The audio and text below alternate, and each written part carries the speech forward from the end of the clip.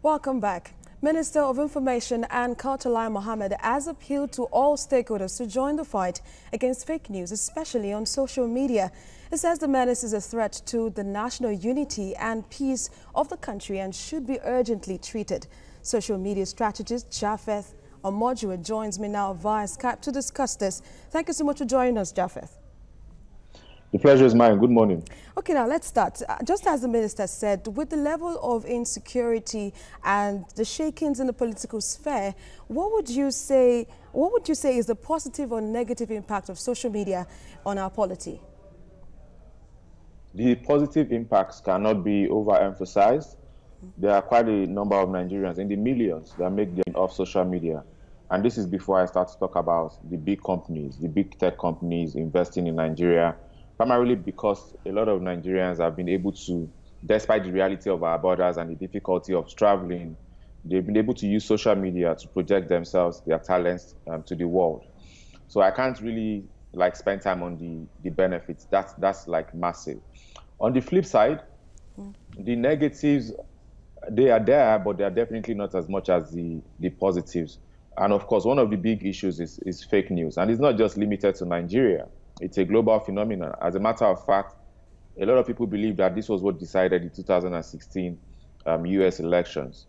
So if Nigeria is going to be dealing with this, Nigeria has to think multilateral rather than just national, because this is not a Nigerian problem, it's a global problem. Okay, it's a global problem. Now, but what would you say?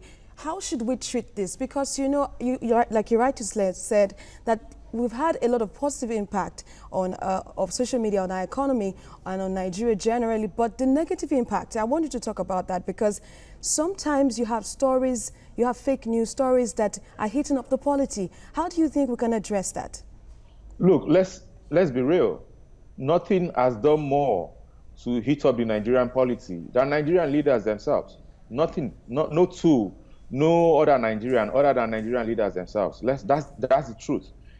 I mean, take what has been happening between the executive and the legislature. Let's not bring in the judiciary. So nothing has done more to heat up our polity, to bring about disarray, disaffection across Nigeria than our politicians. But having said that, of course, social media has its role to play. It's definitely been one of those tools that people have used. But let's not make it look like social media by itself decided to do these things. This is Nigerians on these platforms. And people basically have carried the hatred, the vitriol, and their anger to these platforms. Some of it justified, some of it not justified. But of course, there's nothing to justify fake news. And there are ways to deal with fake news because people can be identified. Twitter, for instance, has closed some 70 million accounts in the last few days for ranging from issues around fake news, terrorism, and the like. So things are being done. Things are being done by the platforms themselves. So if I would come in there, now you're saying that we can actually do some. So how do you think Nigeria, probably the legislature, can actually regulate that social media space? How do you think we can regulate that space? You see, the thing is, you cannot trust politicians, and I don't just mean Nigerian politicians. I mean politicians globally. You cannot trust politicians to regulate people's voices, because the first thing they would do is to try to actually completely shut it down. That's the first thing they would do. In trying to regulate, they would actually go for your jugular. They would go for a way to make sure that you don't have a voice. And look, and anyone who's been paying attention for the last 10 years or so will agree that social media is the most democratized space in the world. That's where citizens really and truly have a voice. Yeah. That's where they can, pose their opinions and their interests and the things they want the government to do. So I personally, of course, I do not trust the politicians, legislature to regulate social media. And look, let's face it, when our politicians get in trouble, the first place they run to is not even the court. The first place they run to, the wise ones, the first place they run to is social media. They come there to garner public opinion in their own interest. So let's not make it look like it's a social media problem. It's not a social media problem. It's a Nigerian political situation problem, and we have to fix our politics. If we fix our politics, we will see the attendant effect on social media.